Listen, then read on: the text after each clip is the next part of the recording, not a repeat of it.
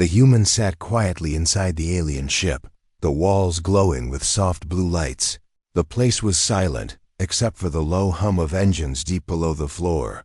Around him, strange figures moved, tall and thin, with glowing skin and eyes that shined like stars. They were not human, yet they studied him with great curiosity.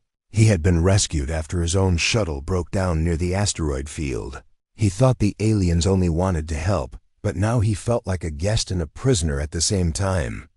They gave him food and water, but their eyes never left him. Every move he made was watched carefully. Then it happened, one of the alien warriors, a young female with silver hair flowing like liquid metal, stepped forward. Her eyes locked on the human. She tilted her head and pointed at him. Her voice echoed across the chamber, calm but filled with suspicion. "Human, what is that thing between your legs? Is it dangerous?" The human froze. His face turned red. His mind raced with confusion. He was not ready for such a question. The whole chamber went silent. Dozens of glowing eyes stared at him. Some aliens whispered to each other. Some reached for the strange weapons on their belts. He swallowed hard. Should he laugh? Should he explain? Should he stay quiet? His heart beat faster. He raised his hand slowly, showing he had nothing to hide. It is not dangerous," he said, but his voice trembled. The aliens looked at each other. Their whispers grew louder. They did not seem convinced.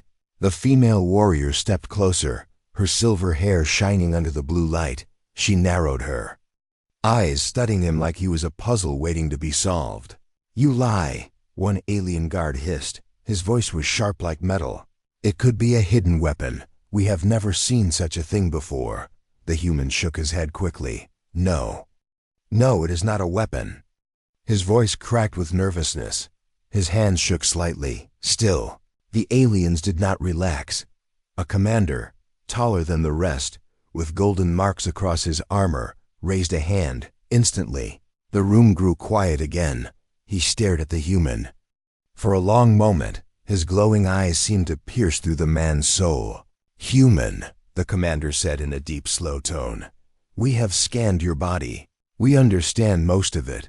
But this part, this strange thing between your legs, our instruments cannot explain it. If it is not a weapon, then what is it?" The human felt trapped. He knew if he answered wrongly, things could get worse. But if he stayed silent, the aliens might take action. His throat felt dry. His palms were sweaty. He took a deep breath, trying to remain calm. Around him, the alien crew whispered like a rising storm. Some looked afraid. Some looked amused. Some looked ready to attack. The tension was heavy. The human realized every second of silence could push them closer to violence. He tried to smile nervously. "It is part of my body," he said carefully. "It is natural, not dangerous." The aliens blinked. Some gasped softly. Others tilted their heads in confusion. The female warrior leaned even closer. Her glowing eyes stared at him with deep curiosity. She raised one delicate hand, as if she wanted to touch, but then pulled back. "Part of your body," she repeated slowly. Her voice carried both disbelief and wonder. "Strange. Very strange." The commander frowned. His armor clinked as he stepped forward. "If it is part of you, then why does it give such strange energy signals? Our scanners do not lie." The human's heart raced faster. He thought quickly, but no answer came. He wanted to explain, but how could he explain something so personal to beings from another world? His words stuck in his throat. The alien guards tightened their grip on their weapons. Blue light flickered across their armor, ready to strike if the order was given.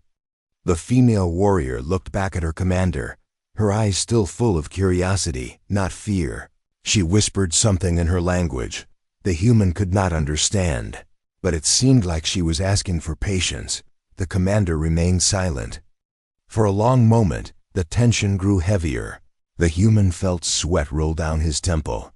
Every sound in the chamber vanished. Even the hum of the engine seemed to fade away.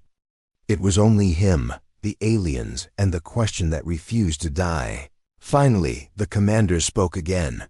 His deep voice echoed through the ship. "Human, if you do not explain this, we may have to remove it, for the safety of this crew, the humans." Blood ran cold, his eyes widened, his mouth went dry. "Remove it." They thought about cutting it away. His fear turned into panic. His chest tightened. He knew he had to answer. And he had to answer now. The female warrior raised her hand again, stopping the commander. Her glowing eyes softened. She spoke firmly. "Wait, let him speak. Give him one more chance." The entire chamber went silent again. Dozens of alien eyes turned to him, waiting for his words. His heart pounded in his chest like a drum. He took a shaky breath. He knew his next words might decide his fate. Asterisk. The silence inside the alien chamber felt heavier than the air itself. Every eye glowed in the dim blue light, fixed on the human who now struggled to find his voice. He had answered once, but it was not enough. The aliens wanted more. They wanted the truth, or at least something they could believe. The young alien warrior with silver hair stepped closer. Her movements were graceful, but her gaze was sharp. She looked at the human as if she could read his soul. Her hand twitched near her weapon, but she did not draw it. Instead, she spoke in a tone that mixed suspicion with wonder. "Explain it clearly, human. We do not understand you," she said. The human shifted uncomfortably. His mind raced. How could he explain something so natural to creatures who had never seen or imagined it? If he said too little, they would not trust him. If he said too much, they might laugh, or worse, fear him even more. "It is not a weapon," he said slowly. "It is biological. It is part of me, just like your hands, your eyes, or your heart." The aliens murmured among themselves. The sound was like a wave of whispers rolling through the room. Some of them laughed. A short and sharp sound. Others frowned, their glowing eyes narrowing as if they had just been told a dangerous secret. The commander lifted his hand, and silence returned. He studied the human with a heavy stare. His golden armor gleamed under the lights. His voice rumbled like distant thunder.